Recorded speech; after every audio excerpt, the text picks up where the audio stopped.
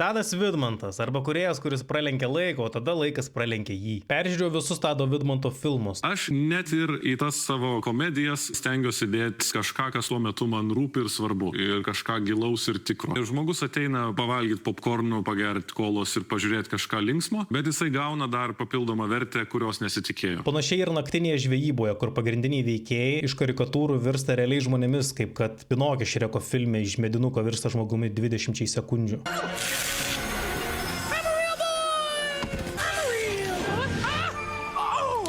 Filme ir vėl tradiciškai eina bajeriai dėl bajerių ir bats, nei iš šio, nei iš to gimsta žmogus, net jautrus žmogus. Ir šalia sėdinti karikatūra irgi nei iš šio, nei iš to atgėjo ir paliudė. Oi, tai va, kodėl tu toks traumuotas, taigi tavo vaikystė tokia buvo.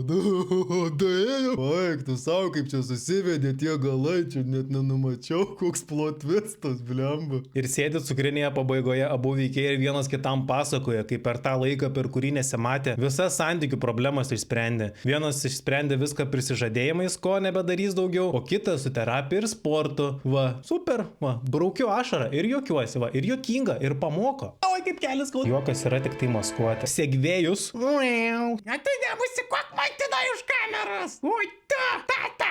Dar šapranoskopį padarys šinčilą. O tu, Lukai, Konradai, pasakytum jam į akis Tadui Vidmantui susitikęs į mieste šitaip? Gal nereikia šito.